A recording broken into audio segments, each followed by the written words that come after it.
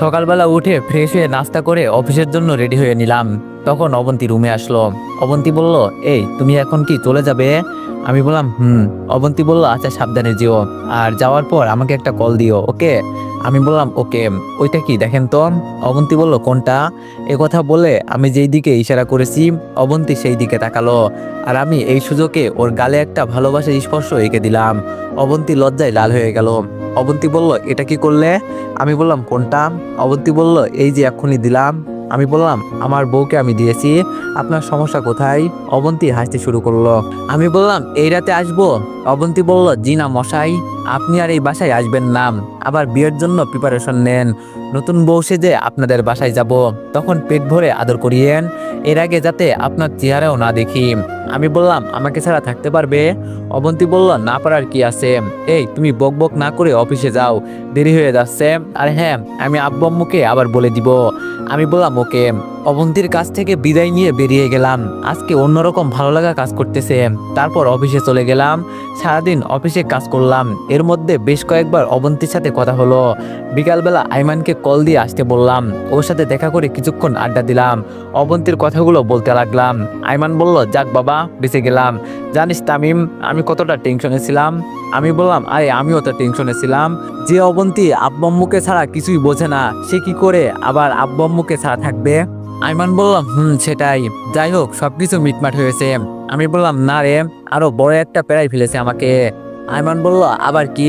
আমি বললাম, আমাদের বিয়ের তো কোনো অনুষ্ঠান হয়নি, আবার অনেকে জানেও না, তাই অবন্তী চাইছে বড় করে অনুষ্ঠান করে ওরে আবার নতুন করে বউ সাজিয়ে নিয়ে যেতে। আইমান বলল, ভালো তো, তোরও তো ইচ্ছা ছিল ভালোভাবে বিয়েটা করা। আমি বললাম, ইচ্ছা তো ছিল, কিন্তু এখন টাকা কোথায় পাবো, অনেক টাকার দরকার। আইমান বলল, টাকা তো লাগবেই, টাকা ছাড়া কিছুই হবে না। আমি বললাম, আগামী 1 বছর টাকা জমাতে হবে যদি অনুষ্ঠান করতে চাই। আইমান বলল, আরে না, এটা পসিবল হবে না। তুই কি এই 1 বছর অবন্তীকে ওর বাবার বাসায় রেখে দিবি? এটা কিছুতেই হয় না। আমি বললাম, সেটাই তো ভাবছি। আইমান বলল, তামিম, আমার মাথায় একটা বুদ্ধি এসেছে। আমি বললাম, কি? আইমান বলল, তুই তোর অফিস থেকে লোন নে, তাহলে তোর বেতন থেকে প্রতি মাসে একটা করে পার্সেন্টেজ ওরা রেখে দিবে, এতে করে তোর উপর খুব বেশি প্রেশার পড়বে না। আমি বললাম, জয়েন করেছি অল্প কিছুদিন হলো, এখন কি লোন দিবে? পুরাতন চাকরিজীবী ছাড়া লোন দেয় না। আইমান বললাম, আরে বেটা, তুই লিমার সাথে কথা বল, দেখ না কিছু একটা হয় কিনা। আমি বললাম, দেখি। এরপর আর কিছু কথাবার্তা বলে বাসায় চলে আসলাম। রুমে গিয়ে ফ্রেশ হয়ে সোফা রুমে গেলাম। আব্বু বসে বসে টিভি দেখতেছে। আমি গিয়ে বাবার পাশে বসলাম। বাবা বলল, কি রে, কি অবস্থা, চাকরি কেমন চলছে? আমি বললাম, এই তো ভালোই। বাবা বলল, আমার মেয়ে কেমন আছে? আমি বললাম, ভালো। তোমাদের সাথে কথা হয়নি? বাবা বলল, সব সময় হয়। তুই নাকি ধুমধামে বিয়ে করতে চাস? আমি বললাম, এগুলো কে বললো? লজ্জায় আমার অবস্থা শেষ। বাবা বলল, ঠিকই তো বললাম, তোর নাকি সেই ছোটবেলা থেকে স্বপ্ন ধুমধাম করে বিয়ে করবি, এখন আবার সেই ইচ্ছাটা জেগে উঠেছে। আমি বললাম, ধুর, এখানে বসবোই না। আমি উঠে চলে গেলাম। বাবা বসে বসে হাসতেছে। আমি আম্মুর কাছে গেলাম। আম্মু রান্না করতেছে। আম্মু বলল, কিরে, বাবার কাছ থেকে চলে আসলি কেন? আমি বললাম, আরে ধুর, আব্বু শুধু উল্টাপাল্টা কথা বলে। আম্মু বলল, ঠিকই তো বলছে। আমি বললাম, আম্মু তুমিও বলছো? ধুর। আমি রুমে গেলাম। রুমে এসে বসে রইলাম। চারপাশে যেন অবন্তীর স্মৃতিগুলো ছড়িয়ে আছে। আমি অবন্তীকে কল দিলাম। আমি বললাম, কি করেন? অবন্তী বলল, একজনের কথা ভাবতেছিলাম, আর উনি কল দিল। আমি বললাম, আমিও খুব মিস করছি, প্লিজ চলে আসো, অনুষ্ঠান পরে করব। অবন্তী বলল, জি না সাহেব, সেটা হচ্ছে না। আমি বললাম, আমার উপর বেশি প্রেশার হয়ে যাচ্ছে না? অবন্তী বলল, আমার বরের উপর প্রেশার পড়বে, এতে আপনার সমস্যা কোথায়? আমি বললাম, সত্যি মিস করছি। অবন্তী বলল, আমিও করছি। আমি বললাম, ওকে রাখি। কল কেটে দিলাম। অবন্তীর কথা ভাবতেছি, এমন সময় আম্মু রুমে আসলো, ডেকে নিয়ে গেল খাওয়ার জন্য। আমি, আব্বু আর আম্মু একসাথে খাচ্ছি।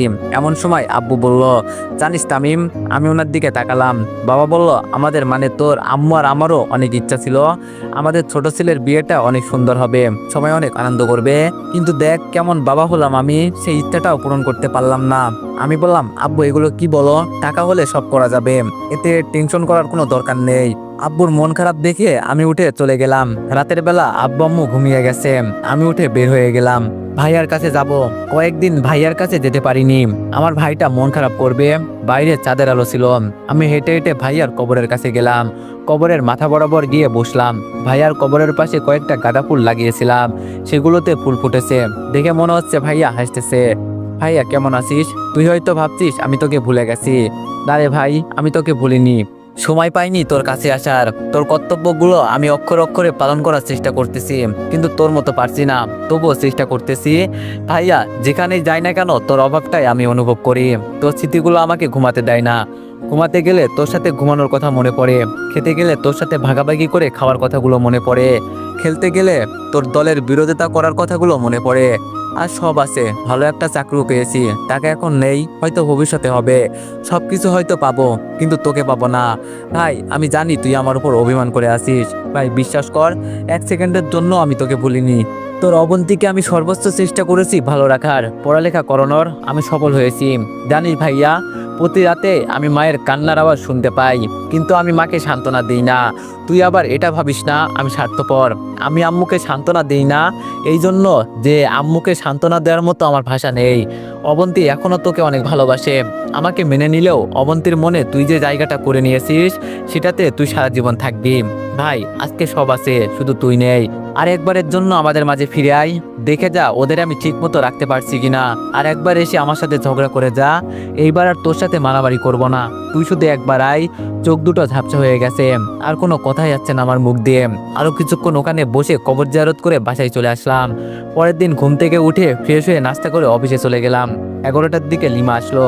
লিমা বলল, দুলাভাই তামিম নাকি এইটা? আমি বললাম, মনে হয়। লিমা বলল, কি অবস্থা? আমি বললাম, ভালো না রে, বিপদে আছি। লিমা বলল, কেন, আবার কি হয়েছে? এবার তো সবকিছু ঠিকঠাক হয়ে গেছে। অবন্তী আমাকে সবকিছু বলেছে। তুই তো হারামি, কিছুই বলবি না। এবার বল, আবার কি হয়েছে? আমি সবকিছু বললাম। লিমা বলল, ওরে, অনেক টাকা লাগবে তো। আমি বললাম, লোনও তো দিবে না, কারণ নতুন জয়েন করেছি। লিমা বলল, আচ্ছা, আমি ম্যানেজারকে বলে দিব, দেখ কিছু হয় কিনা। আমি বললাম, থ্যাঙ্কস দোস্ত। লিমা বলল, একটা শর্ত আছে। আমি বললাম, কিসের শর্ত? আচ্ছা বল শুনি। লিমা বলল, যদি টাকা দেয় তাহলে তোদের বাসর ঘরটা আমি সাজাবো। আমার অনেক দিনের শখ, কিন্তু কেউ আমাকে সাজাতে দেয় না। আমি বললাম, আচ্ছা ঠিক আছে, তুই আগে ম্যানেজারকে বলে দেখ। লিমা বলল, ওকে। লিমা আমার ডেস্ক থেকে চলে গেল। আমি অবন্তীকে কল দিলাম, কল দিয়ে কথাটা বললাম। অবন্তী শুনেই বলল, হইছে, আর ঢং করতে হবে না, টাকা হাতে পেলে তারপর বলবে। এ কথা বলে মোবাইলটা রেখে দিল। লিমা কিছুক্ষণ পর ম্যানেজারের রুম থেকে বের হলো। লিমা বলল, এই তামিম। আমি বললাম, বল। লিমা বলল, আমি ম্যানেজারকে বলে দিয়েছি, দেখ উনি কি বলে। আমি বললাম, আচ্ছা ঠিক আছে। লিমা বলল, ম্যানেজার হয়তো তোকে ডাকবে, যদি জিজ্ঞেস করে টাকা কেন দরকার, তাহলে বলবি যে বাসার কাজ চলতেছে। আমি বললাম, ওকে। লিমা বলল, আরেকটা গুড নিউজ আছে। আমি বললাম, কি? লিমা বলল, আজকে ছানি আসবে, আমি ওরে নিয়ে আসার জন্য যাচ্ছি। আমি বললাম, ছানিকে? লিমা বলল, তোর দুলাভাই, আমার হবু বর। আমি বললাম, বাহ, বিয়ের আগে এত প্রেম, বিয়ের পর কি করবি? লিমা বলল, তুই আর অবন্তী যেটা করবি আমরাও সেটা করব। আমি বললাম, আমাকে একটু বলিস তোরা কি কি করস? লিমা বলল, মায়ের খাবি ফাজিল। আচ্ছা, আমি গেলাম। আমি বললাম, ওকে, আল্লাহ হাফেজ। লিমা চলে গেল। আমি বসে বসে কাজ করতে লাগলাম। দুপুর শেষ হয়ে বিকাল হয়ে গেল, কিন্তু ম্যানেজারের কোনো খবরই নাই। আমি ভাবতেছি টাকা হয়তো দিবে না। ছুটি হওয়ার প্রায় 20 মিনিট আগে পিয়ন আসলো আমার কাছে। পিয়ন বলল, স্যার আপনাকে ডাকছে। আমি বললাম, কে? পিয়ন বলল, ম্যানেজার স্যার, এখন গিয়ে দেখা করেন। আমি বললাম, আচ্ছা ঠিক আছে, আপনি যান, আমি আসতেছি। এক বুক আশা নিয়ে ম্যানেজারের রুমে গেলাম। আমি বললাম, স্যার আসবো? ম্যানেজার বলল, মিস্টার তামিম আসুন, ভিতরে আসুন। আমি বললাম, থ্যাংক ইউ স্যার। ম্যানেজার বলল, বসুন। আমি বসলাম। ম্যানেজার বলল, আপনার নাকি টাকার খুব প্রয়োজন? আমি বললাম, জি স্যার। ম্যানেজার বলল, কত? আমি বললাম, 3 লক্ষ হলেই হবে। ম্যানেজার বলল, এত টাকা দিয়ে কি করবেন? আমি বললাম, স্যার বাসার কাজ চলতেছে। ম্যানেজার বলল, কিন্তু মিস্টার তামিম, আপনি জয়েন করেছেন যে এখনো 1 মাস হয়নি, আমরা এই মুহূর্তে আপনাকে এত টাকা দিতে পারি না। আমি বললাম, কেন স্যার? অন্যান্য কোম্পানিগুলোতে তো যারা কর্মকর্তা তাদেরকে তো লোন দেয়, আর মাস শেষে বেতন থেকে কেটে নিয়ে যায়, আমার ক্ষেত্রেও একইটা করিয়েন। ম্যানেজার বলল, লোন দেয়, আমরাও দিই, কিন্তু সেটা পুরাতন লোকদেরকে। আপনি যে এই অফিসে সারা জীবন কাজ করবেন তার কোনো গ্যারান্টি আছে? আমি বললাম, সেটা না হয় ঠিক আছে, কিন্তু আমি তো আর এই মুহূর্তে চলে যাচ্ছি না, আর আমার সব কাগজপত্র আপনাদের কাছে, আপনারা ওগুলো না দিলে তো আমি অন্য কোথাও চাকরিও করতে পারবো না। আমি যদি এই অফিস থেকে চলেও যাই তাহলে আপনাদের টাকা শোধ করে তারপরেই যাব। ম্যানেজার বলল, সেটা না হয় বুঝলাম, কিন্তু এতগুলো টাকার জন্য আপনাকে কিছু ডকুমেন্ট জমা দিতে হবে। আমি বললাম, কি? ম্যানেজার বলল, আপনাদের বাড়ির কাগজপত্র, যদি কোনো কারণে আপনি টাকা না দিয়ে চলে যান আমরা আপনার বাড়ি দখল করব। আমি বললাম আচ্ছা ঠিক আছে দিব। ম্যানেজার বলল আর আপনার বর্তমান বেতন 25,000 টাকা, আমরা প্রতি মাসে 5,000 টাকা কেটে নিব, বাকি 20,000 টাকা পাবেন। আমি বললাম ওকে স্যার। ম্যানেজার বলল ওকে, কালকে আসার সময় বাড়ির কাগজপত্র নিয়ে আসবেন।